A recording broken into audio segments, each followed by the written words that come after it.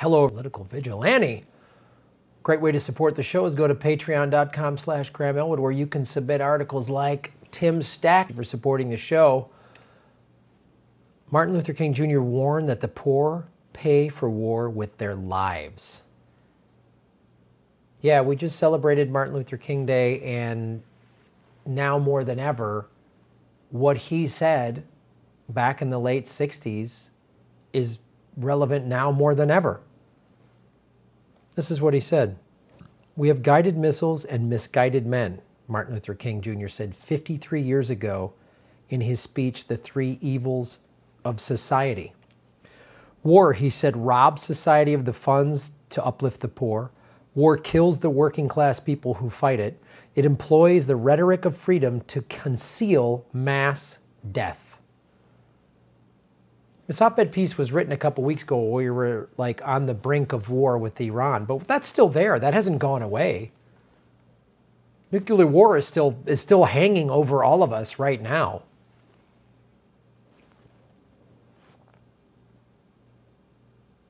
We killed Soleimani.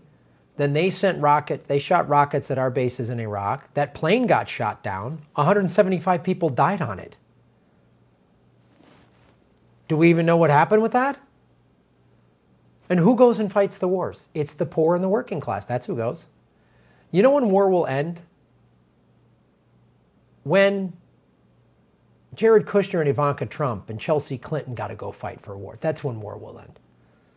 When Bush's daughters and the Obama girls, when they have to go fight for war, that's when war will end. That's when people go, oh, wow, we got to stop this. Oh, man, this is brutal. That's when war will end. You know, when the Koch brothers' grandchildren have to go fight for war, that's when war will end. The U.S. has 200,000 troops deployed across the world, particularly in the Persian Gulf, Asia, and Africa. It brushes close to Chinese islands and Navy ships in the South China Sea. That's what we do. We just spread war on, and then again, and then always how are we going to pay for it? How are we going to pay for Medicare for all? We're going to get to that in a second. The 7 days between Trump greenlighting the drone assassination of Soleimani and Iran retaliating by firing 22 missiles in 2 U.S. bases in Iraq, the world held its breath. Yeah. We were doing anti-war protests, and then, oh, what a great, then we all started talking about, you know, Liz Warren's Bernie doesn't want women to be president lie. Like her other lie. Her most recent lie is me and Amy Klobuchar are the only ones in this race who aren't taking money from billionaires. It is a bold-faced lie, according to Forbes magazine.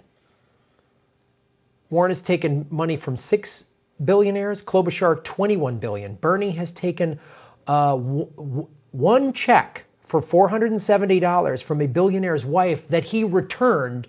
So Bernie has taken no money from billionaires. So Liz Warren just lies. She lies constantly. But Dr. King, after the Cuban Missile Crisis, wrote this letter, and I'm going to read a little excerpt from it, to JFK.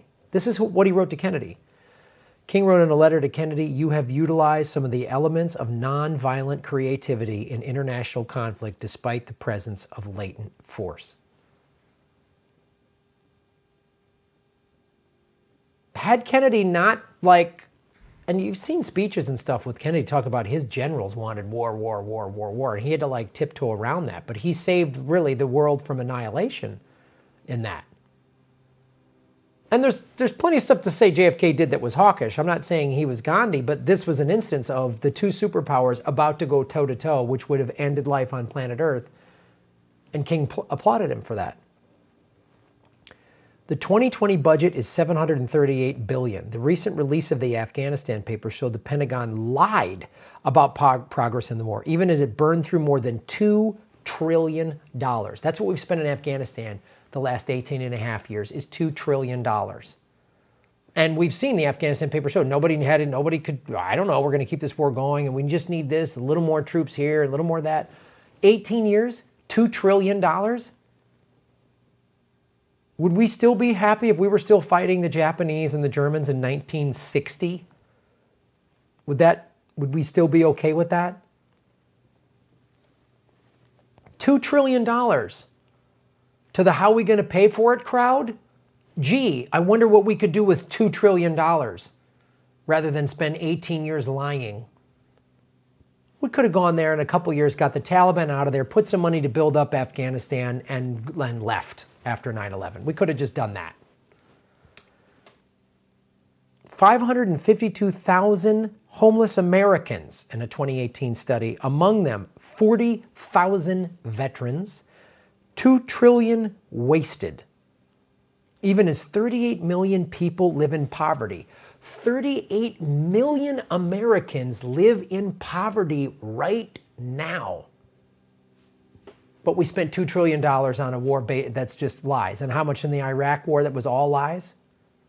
All this impeachment about Trump, we should impeach George Bush. Why didn't Pelosi do that? She was in power back then. She could have. Oh, right. We can't impeach someone over war because both parties celebrate war. That's why when Donald Trump in the last State of the Union stood and clapped and applauded Juan Guaido, CIA puppet Guaido, who was there, he stood and clapped with him. Because war is both parties. There's one party, the war party. And then her ripping up the paper, that's just professional wrestling. Even as more than 42 million citizens go hungry, among them 13 million children.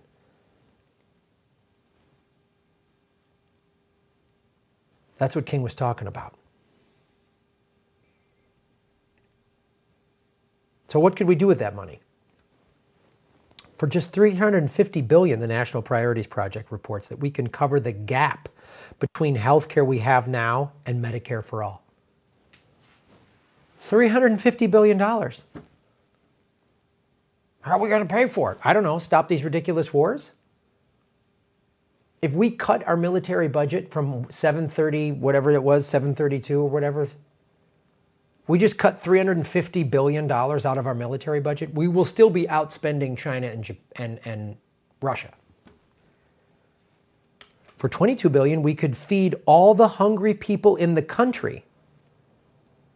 And for $1.6 trillion, we could erase all student debt and free a generation of youth from 21st century peonage.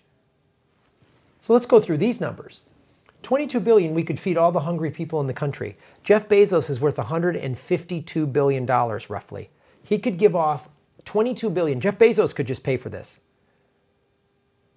And he would only have $130 billion left, which I feel bad. I don't know how somebody survives on $130 billion. I mean, he's probably going to have to drink his own urine with $130 billion. I mean, I don't know, what an animal.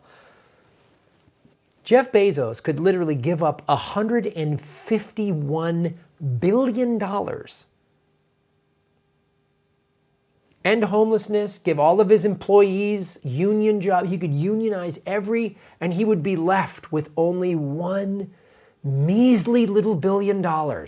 Still enough to fly around on a $75 million Gulfstream. Still enough money to own $150 million in real estate.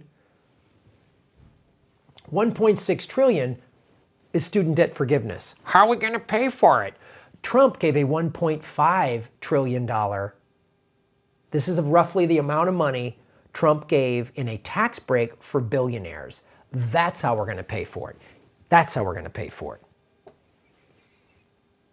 But if we stopped all these wars and gave people college and jobs, good union-paying jobs and a Green New Deal, then you know what we wouldn't have?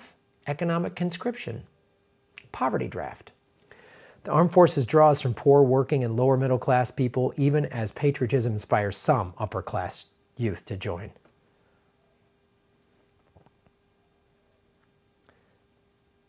I know people got kids that go to private school, and I always ask, are there any military recruiters that show up? And they're like, no. They show up at the poor and working class schools. There's no jobs. When I was overseas doing comedy tours, I went to Iraq 3 times, Afghanistan 3 times, and Kuwait. I met all these people who were like, why'd you re-enlist? They're like, $20,000 re-enlistment bonus. There's no jobs back home. I heard that dozens of times. I'm here for the money, man. The only way I could go to college is if I joined the military. I was like, all right, so I'll go fight in Iraq for 2 years, and then I guess I'll, get my college degree. Richest country in the history of the world. The cost is more than a war, because in a nuclear age on a planet on the precipice of climate catastrophe, the choice is, as King said, not between violence and nonviolence, but between nonviolence and non-existence. That's where we're at. So if the human race can't evolve, then it might just have to go away. If we're so obsessed with war, this is an ad on MSNBC. When the defense contractors buy ad time on the networks, they're not advertising for something. They're not getting you to buy the new Tomahawk rocket. You can get an F-18. They're doing that to buy favorable coverage. This isn't like Truth Out, this article. This isn't going to be on MSNBC or CNN or Fox because they make money from more. Why? How do I know this? Here's an ad. Here's a Raytheon ad.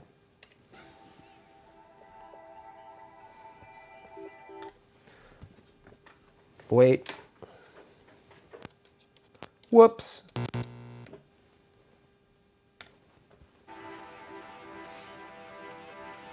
Oh, an exciting new world. Technology, traveling, trains.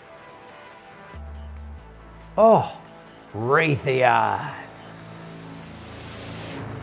So exciting. I want to work for them. We see these beautiful pictures at night from the decks of these two U.S. Navy vessels. Oh, there's money for a school. You want a good job? Work for the defense industry. That's what this is telling you. I am tempted to quote the great Leonard Cohen, I'm guided by the beauty of our weapons.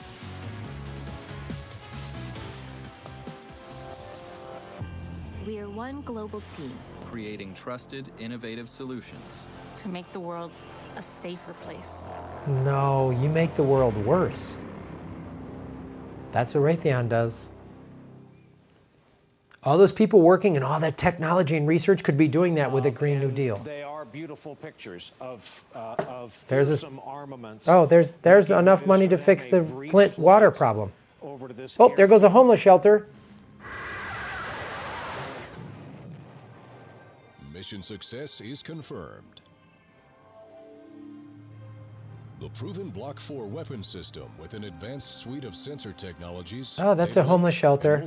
There's Medicare for all. There's a bunch of Medicare for alls we just shot. A true multi-mission capable weapon of choice. There's student debt forgiveness. Thanks for watching the show, folks. The mainstream media is not going to tell you this because they're bought and paid for by companies like Raytheon. I'm completely member supported. I cannot do this without your support. So do like Tim Stack did and go to patreon.com/Graham Elwood or go to rockfin.com/Graham Elwood. That is blockchain cryptocurrency. Okay? All the content creators, Convo Couch, Ron, Nico House, we're all on there and people like Google can't buy it. And then like, share, and subscribe. Okay? And join us on the road for the Progressive Comedy Tour. Hey everybody, like, share, and subscribe. Hit the bell notification button. Even if you've done it before, YouTube is undoing that and they're unsubscribing people. Make sure you're subscribed. Share the videos out on your social media. Support what we're doing at patreon.com/Graham Elwood, rockfin.com/Graham Elwood, and come see Ron Placone and I on the road for the Progressive Comedy Tour. February, we're in Tucson and San Francisco. March, we are in Florida, Orlando, Tampa, and Miami. April, we are in Seattle and Portland, Oregon. And May, we are in Indianapolis, Detroit, and Cleveland. All my tour dates are at grahamelwood.com. We're probably coming to a city near you. Join us. You show up alone, you leave a part of a community.